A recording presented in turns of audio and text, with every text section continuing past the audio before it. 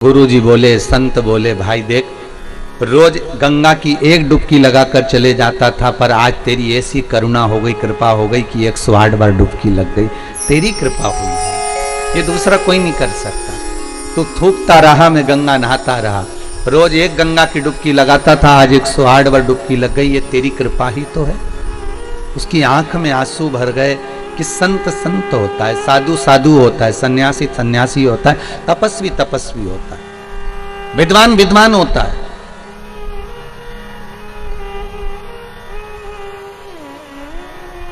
दुनिया के लोग कितनी भी उंगली उठाएं, कितने भी ताने दे, कितने भी अपशब्द कहें, आप मौन रहिए, संत जैसा भाव रखिए। आपकी निर्मल चादर, निर्मल भीतर से निर्मलता का भाव होना चाहिए। भाव शुद्ध होगा, भगवान मिल जाएगा, मिलेगा वो। रंभ को वर मिल गया कि तुम जिसको प्रेम से देख लोगे उसी के द्वारा तुम्हें संतान हो जाएगी। बस प्रेम।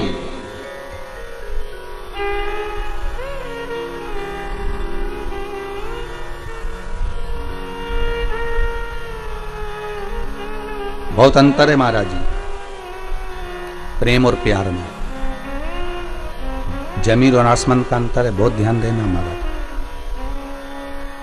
प्यार दिखावे का होता है, प्यार में खून और खच्चर होता है, प्यार में एक दूसरे को मारने के लिए तैयार हो जाते हैं, प्यार में बर्बाद होने को तैयार हो जाते हैं। पर प्रेम में ना खून खच्चर होता है, प्रेम में ना अपशब्द निकलता है, प्रेम में ना ताने दिए जाते हैं। प्रेम केवल एक स्नेह का होता है, जैसे एक माता पिता का बच्चे से हो, एक करुणता का रहता है। जैसे राधा जी ने भगवान कृष्ण से पूछ लिया था कि ये बताओ ठाकुर, हे कृष्ण मैं कहां कहां पर हूं, बोलो। भगवान कृष्ण कहते हैं, राधा तू मेरे नस नस में, राधा तू मेरे रोम रोम में, राधा तू मेरी धड़कनों में, राधा तू मेरे नयनों में, राधा तू मेरी जिह्वा में, राधा तू मेरी श्रवणता में, राधा तू मेरी रोमावली में, राधा तू मेरी धड़कनों में, राधा तू मेरी नस नस में। हर जगह पर राधा है। तो राधा कहती है, कृष्ण अब ये बता दो कि मैं कहां पर नहीं हूं। भगवान कृष्ण कहते हैं, राधा तू मेरी किस्मत में नहीं है, तू मेरे भाग्य में नहीं है। 16,108 रानियों के साथ में भगवान की शादी हुई, पर राधा के साथ कहीं पटरानियों में, रानियों में, 108 पटरानियों में, 16,108 रानियों में राधा जी का नाम नहीं आता। महाराज तू मेरे भाग्य में नहीं है। प्रेम यही होता है, प्रेम में त्याग होता है, प्रेम में करुणा होती है। और दुनिया के लोग प्यार और प्रेम को एक कर दिए, कहीं कह दिया हम तो प्रेम, इसको प्रेम नहीं कर सकते कि 2 दिन का हुआ और फिर आखिरी में तलाक हो गया। प्रेम कर कर, प्यार कर कर, स्नेह कर कर आपने शादी तो कर ली कि हम तो एक दूसरे को चाहते हैं, हम एक दूसरे को स्नेह करते हैं। शादी करने के 4 साल, 3 साल, 2 साल, 2.5 साल, 1.5 साल में अदालत में पहुंच गए और मालूम पड़े फिर तलाक हो गया। इसको प्यार नहीं कर सकते, इसको प्रेम नहीं कर सकते, इसको केवल साधारण सी भाषा में स्नेह प्यार कहा होगा। और प्रेम की परिभाषा क्या होती है, प्रेम का परिभाषा का अंश क्या होता है, वो केवल एक होता है। प्रेम में ना अपशब्द होते हैं, ना ताने होते हैं, ना गालियां होती हैं। अगर हम भगवान से प्रेम करें हैं और भगवान ने अगर हमारा बुरा भी कर दिया है तो हम उसमें भगवान को दोष नहीं देते, हम अपने भाग्य को दोष देते हैं। यही प्रेम कहलाता है, इसी को प्रेम कहते हैं। उसमें हमने भगवान को दोष नहीं दिया है। गलती हमारी होगी, हो सकता है हमको कुछ सहन करना पड़ेगा, हो सकता है हमारे ऊपर कोई बात होगी, इसलिए भगवान ने अच्छा ना किया। वो प्रेम,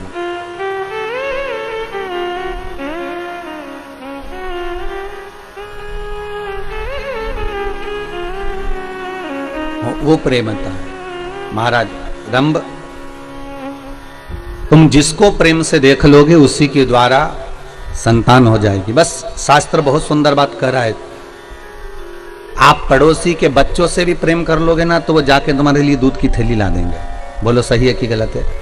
बच्चों के, पड़ोसी के बच्चों से भी कह दोगे प्रेमवश की बेटा जा वो लिया, तो वो ला देंगे। प्रेम के बल पर।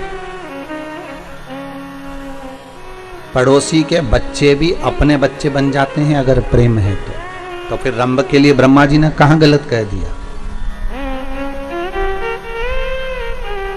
रंभ के लिए ब्रह्मा कहां गलत कह रहे हैं कि तुम जिसे प्रेम से देखोगे वह तुम्हारी संतान हो जाएगी? और जैसे ही रंभ उठा, सामने से एक महिष निकल कर जा रही थी, एक भैंस निकल कर जा रही थी, और रंभ ने उसी भैंस को, उसी महिष को प्रेम से देख लिया। प्रेम से देखा, भैंस का गर्भ ठेर गया, महिष का गर्भ ठेर गया। और भैंस का जब गर्भ ठेरा, जब भैंस अपने घर पर गई तो इसका जो भैंसा था, महिषा था, उसने देखा कि मेरी पत्नी गर्भ से कैसे हो गई। ध्यान लगाया उस महिषा ने, उस भैंसे ने, तो ध्यान में आया कि रंभ के दृष्टि से इसका गर्भ ठेर गया। और रंभ की दृष्टि से अगर गर्भ ठेरा तो इसको क्रोध आ गया। रंभ जा रहा था अपने घर की ओर, भैंसे ने, महिषा ने दौड़कर उस रंभ के प्राणों को हर लिया। जब रंभ के प्राण हर लिए, मर गया रंभ। रंभ का अंतिम संस्कार हो रहा था, चिता तैयार हुई, उस पर रंभ को रखकर जलाया जा रहा था, अंतिम संस्कार किया जा रहा था। उसी समय पर भैंस को लगा, महिष को लगा कि बताओ इसका पुत्र मेरे गर्भ में है, अर्थात अगर इसका पुत्र मेरे गर्भ में है तो मैं इसकी पत्नी हूं, और पत्नी का कर्म है कि पति के साथ सती हो जाए, तो क्यों ना मैं अपने पति के साथ सती हो जाऊं। और धधकती हुई अग्नि में, धधकती हुई चिता में वो भैंस, वो महिष कूद गई, और जैसे ही कूदी उसके गर्भ से एक बच्चे ने जन्म लिया जिसका नाम महिषासुर हुआ। क्या नाम पड़ा है? महिषासुर। एक बेटे ने जन्म ले लिया जिसका नाम महिषासुर हो गया। अब महिषासुर ने जन्म तो ले लिया, पर महिषासुर ने विचार करा कि देवताओं से द्वेष करूंगा तो मैं मारा जाऊंगा। महिषासुर ने सबसे पहले ब्रह्मा जी से तप करा, और ब्रह्मा जी का तप कर ब्रह्मदेव से कहा, ब्रह्मदेव मुझे वर दीजिए कि मैं मरूं ना। ब्रह्मा जी ने कहा, यह तो हो ही नहीं सकता कि तुम नहीं मरोगे, मरना तो पड़ेगा। मृत्यु लोक में आए हो तो मौत तो निश्चित है। माता के गर्भ से जब तुम्हारा जन्म हुआ, नाल कटी, उसी समय पर लिख दिया गया था कि कहां मरोगे, किस जगह पर मरोगे, कौन सी तिथि, कौन सा पल, कौन सी घड़ी, कौन सी जगह, एक एक स्थान को निश्चित कर दिया गया था कि कहां तुम्हारे प्राण छूटेंगे, किस जगह पर तुम मरोगे, तुम्हारी अंतिम संस्कार, अंतिम जगह कहां होगी, अंतिम श्वास तुम किस जगह पर लोगे, वो निश्चित करा गया। अंतिम पल, अंतिम घड़ी, अंतिम क्षण निश्चित किया गया। इसलिए शायद कबीरदास जी कहते हैं, गुरु की करनी गुरु भरेगा, चेला की करनी चेला उड़ जाएगा हंस अकेला। जिसके कर्म का भोग जिसको भोगना।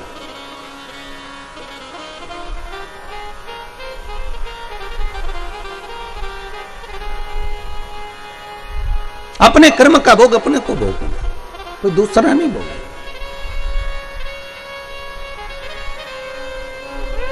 हम कई बार कहते हैं माताओं से, आप अपने पतियों से कभी कभी पूछा करो, आप जो कमा कर ला रहे हो वो किसके लिए कमा रहे हो?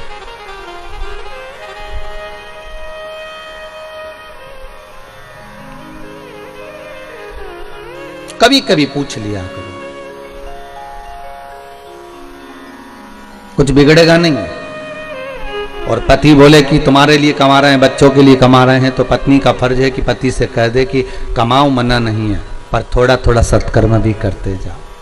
अभी इतनी भयंकर कोरोना महामारी चल रही है, कहीं बन सके तो थोड़ा पुण्यपन भी कर ले, थोड़ा सत्कर्म कर ले, थोड़ा धर्म कर ले।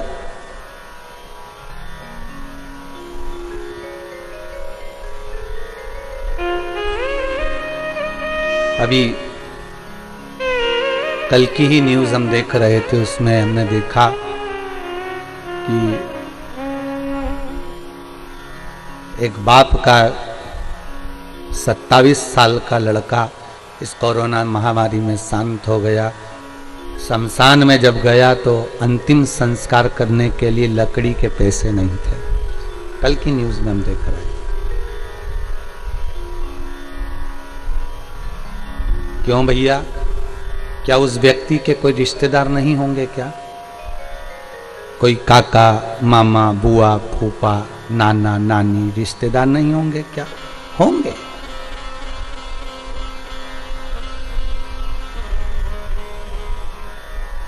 पर वावारी दुनिया मतलब की दुनिया में किसी का कोई नहीं। सुख के साथी हजारों हैं, जब दुख पड़ा तब कोई नहीं। जब दुख की घड़ी आती है, सबसे पहले जो अपने होते हैं ना, वो छोड़कर भाग जाते हैं।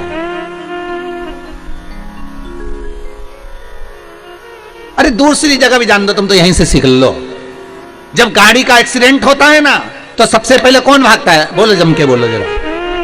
अरे जम के तो बोलो, कौन भागेगा? ड्राइवर जो गाड़ी चला रहा था, पूरी गाड़ी का टार में जिसके ऊपर था, जो गाड़ी को साथ कर चल रहा था। तुम दूसरी जगह तो जाओ बाद में, पहले यहीं देख लो। अपन जिस गाड़ी में सफर कर रहे हैं, अगर भागेगा तो सबसे पहले ड्राइवर भागेगा।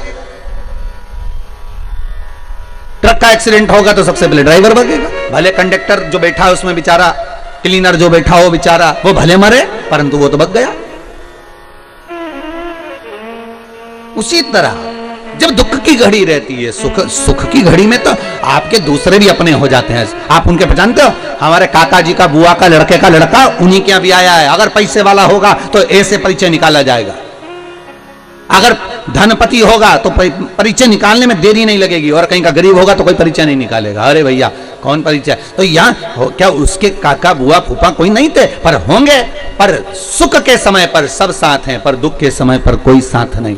और मेरा निवेदन रहा है, आज फिर कहता हूं, उस दुख की घड़ी में हो चाहे सुख की घड़ी में हो, मेरा निवेदन है उस भोलेनाथ को भूलना मती। शंकर आएगा, तुम्हारा सारा कार्य कर कर वही जाएगा। माता के स्तनों में जब वो दूध दे सकता है पेट भरने के लिए, बच्चों के लिए, तो मरने के समय पर भी अगर कोई वचन निभाने वाला होगा तो वो परमात्मा ही होगा, दूसरा कोई नहीं आने वाला। आएगा तो वही आएगा, कोई दूसरा नहीं।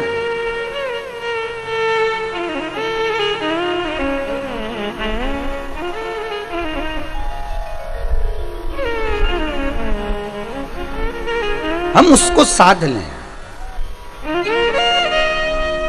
अरे कितना सुंदर कहा है ब्रह्मा जी ने, प्रेम करोगे तो किसी से भी तुम्हारी संतान की प्राप्ति हो सकती, प्रेम करोगे तो हो सकता है पराये भी अपने हो जाए। प्रेम के लिए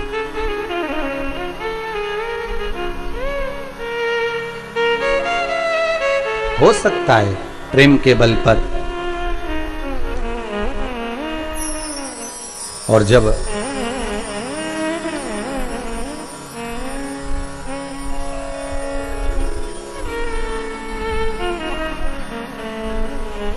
भगवान भूत भावन भूतेश्वर शिव की कथा कर रही है, ब्रह्मा से वर मांगा गया कि आप हमें वर दे दीजिए। तथास्तु ब्रह्मदेव कहते हैं मांगिए क्या चाहिए, बस मैं मरूं ना।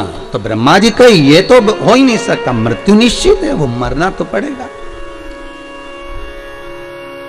मृत्यु निश्चित है, पर भय खाकर मत मरना।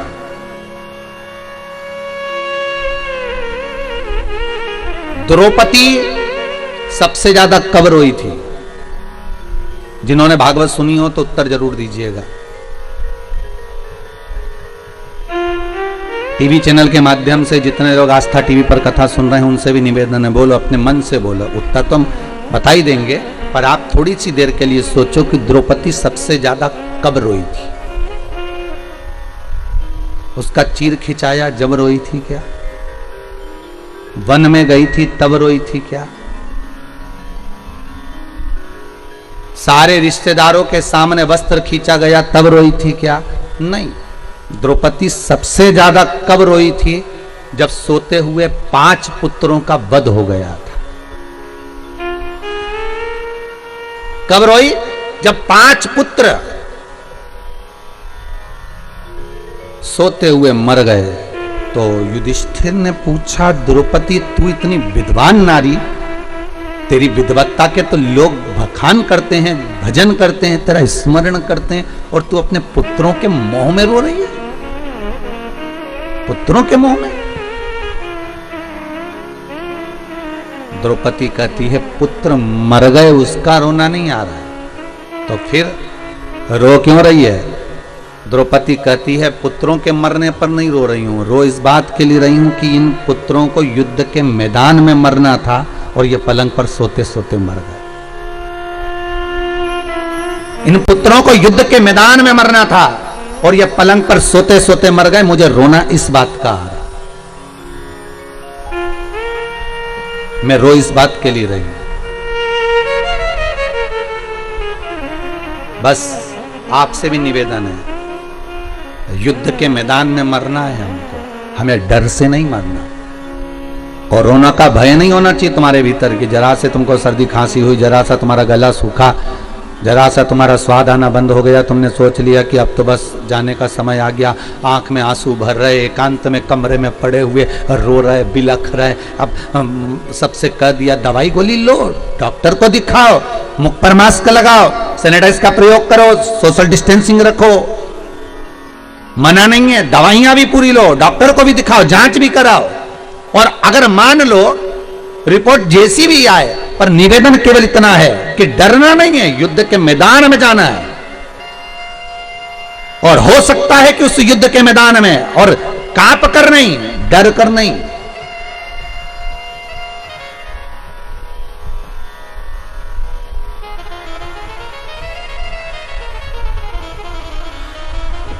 भय से नहीं जाना।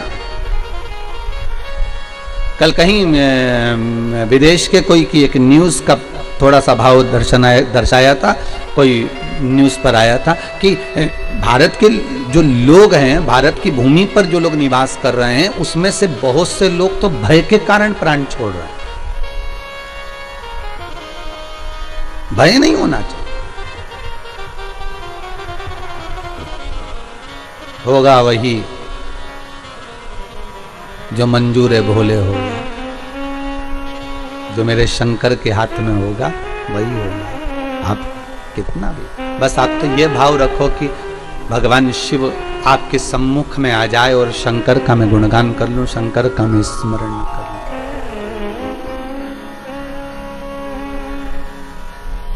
और कुछ नहीं।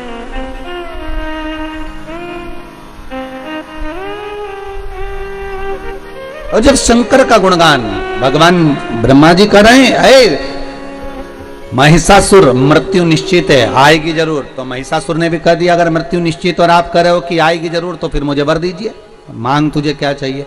मरूं तो स्त्री के हाथ से मरूं, स्त्री के हाथ से। ब्रह्मा जी हंस दिए, मुस्कुरा दिए। जब कोई ऐसा वर मांगते हैं ना तो ब्रह्मा बड़े हंसते हैं। ब्रह्मा जी को हंसी इस बात की आती है कि 3 तरह से मरे हुए व्यक्ति को तो वैसे ही स्वर्ग नहीं है, ठीक है।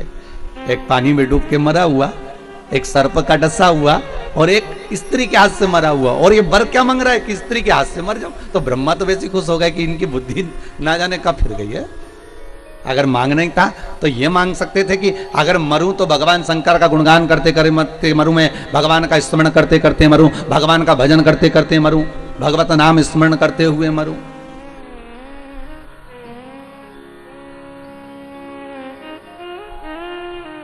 अरे कई लोग कहते हैं महाराज जी हम बड़े परेशान हो गए, संसार से हम तो उब गए महाराज, अब तो हमने सोच लिया कि हम तो मर जाएंगे। तो हम उनसे कहते मरो, पर थोड़ा सा फैशन चेंज करो। ये रस्सी बांधकर, जहर खाकर, पानी में डूबकर, ट्रेन के नीचे, गाड़ी के नीचे, ऊपर से गिरकर, ये तो ओल्ड फैशन है मरने का। कोई नया फैशन निकालो मरने का।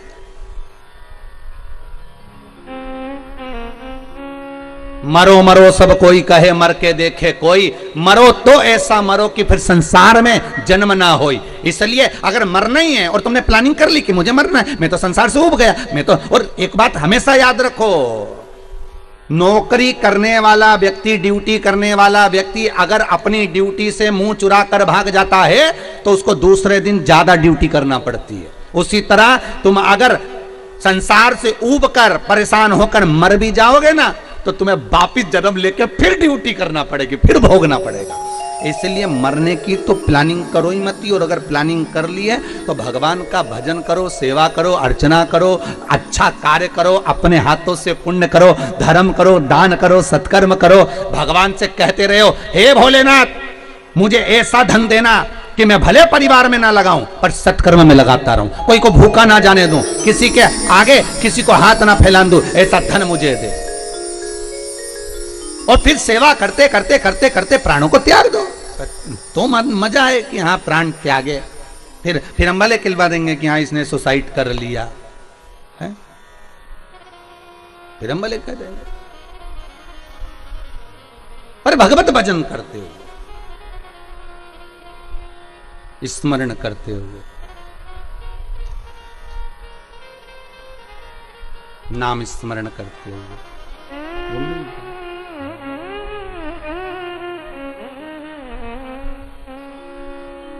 मुझे दास बना कर रख लेना,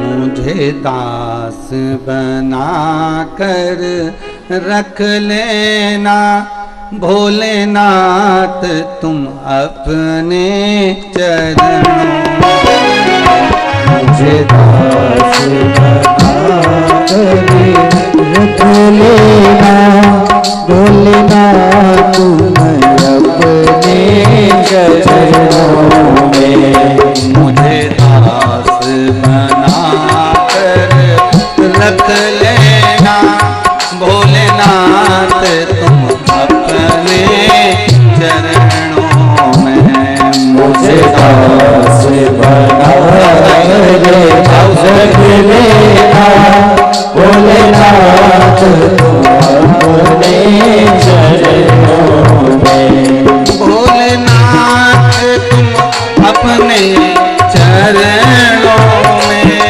भोलेनाथ तुम अपने चरणों में, शंभुनाथ तुम अपने चरणों में, शंभुनाथ तुम अपने चरणों में, मुझे दास बना कर रख लेना, भोलेनाथ तुम अपने चरणों में, मुझे दास बना कर रख लेना, भोलेनाथ तुम अपने चरणों में।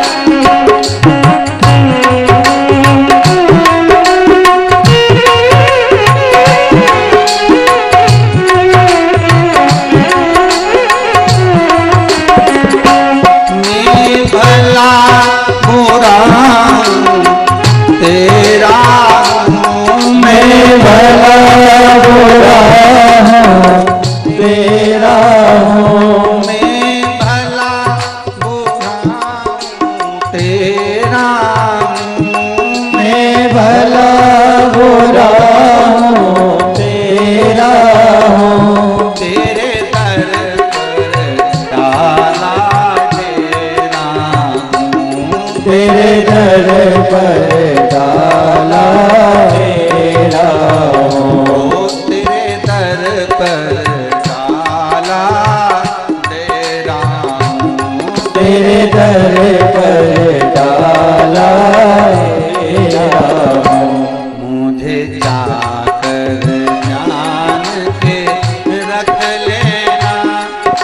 मुझे चाकर जाने के रख लेना। भोलेनाथ तुम मुझे चाकर जाने के रख लेना। भोलेनाथ तुम अपने चरणों में मुझे दास बना कर रख लेना। भोलेनाथ तुम अपने चरणों में मुझे दास बना कर रख लेना। भोलेनाथ तुम अपने चरणों में।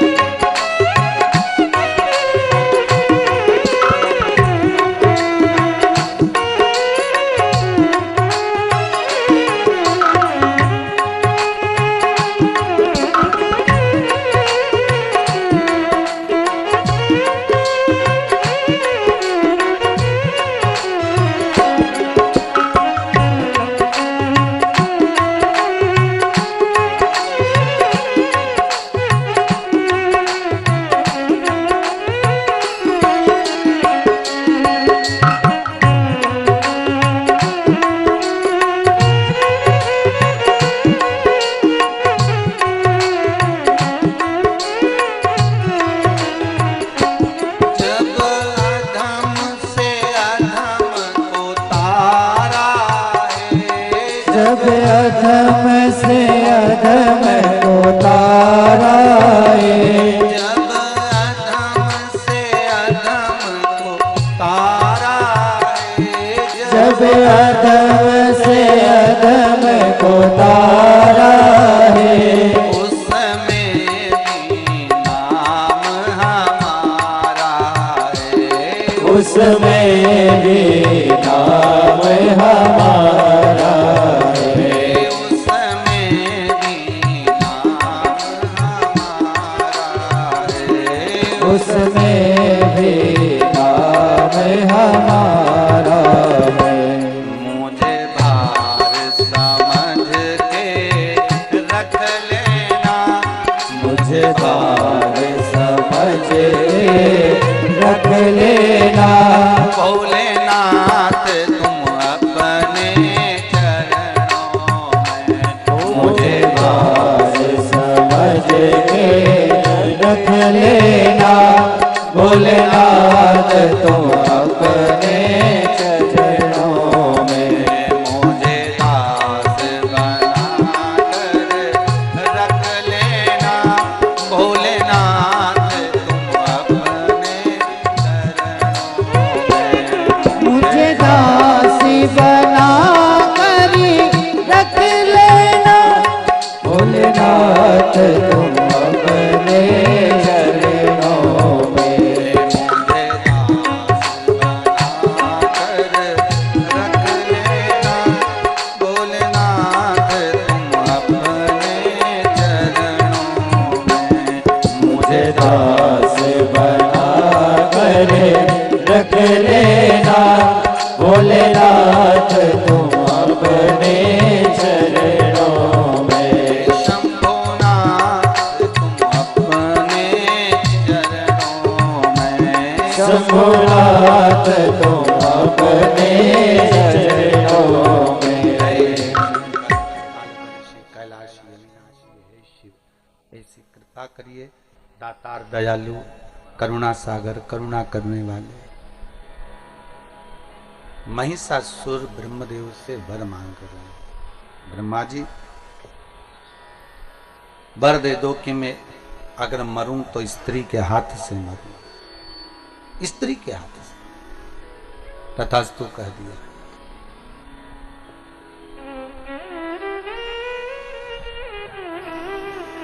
ठीक है,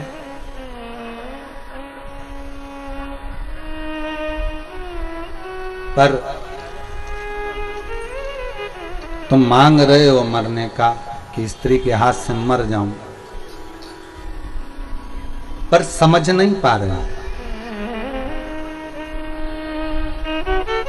ब्रह्मा जी बोले हमको वर देना, हम तो दे दिया है, कोई दिक्कत वाली बात नहीं, हमें देने में कोई दिक्कत नहीं है, हम तो वर दे देंगे, आशीर्वाद भी दे देंगे कि हाँ तथास्तु, और तुम्हें मिल भी जाएगा। होता है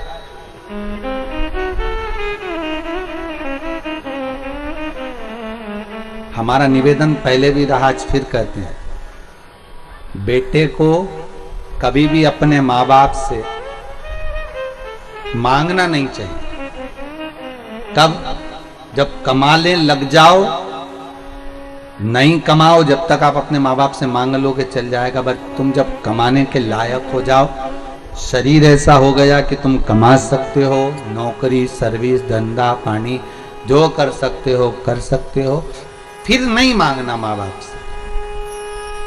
फिर प्रॉपर्टी जमीन जायदाद वो किसको दे रहे हैं ये उनके ऊपर, तुम्हारी मर्जी पड़े जिसको दो।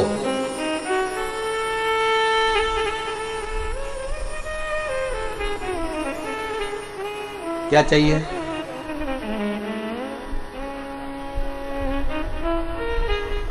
एक मां के दो बेटे, दोनों बेटे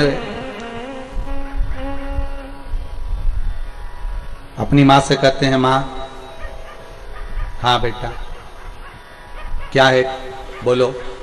तो मां बस आपसे कुछ बात करना है, कर लो, क्या कहना है वो बोलिए।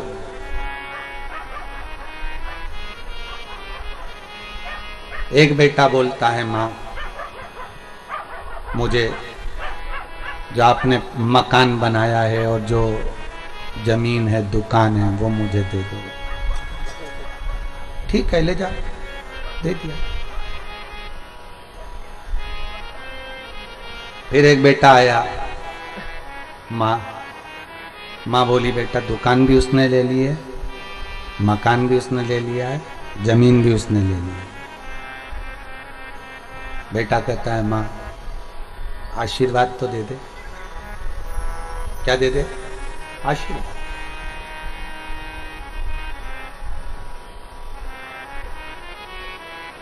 और तू मेरे साथ चल।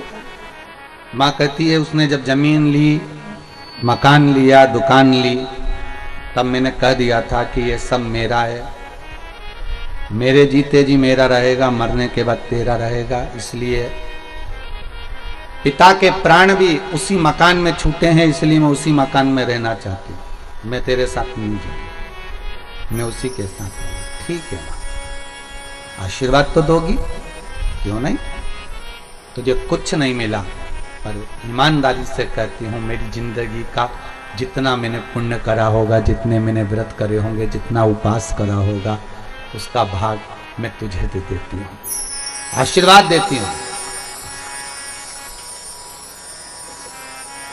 परिवार में झगड़ा हो गया, अभी तक साथ थे, अब वो भाई जिसके पास कुछ नहीं था वो निकल गया।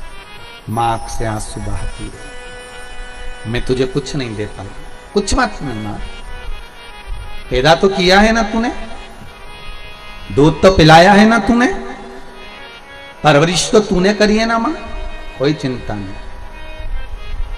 बेटा चला गया, किसी के यहाँ नौकरी करी, होटल पर बर्तन मान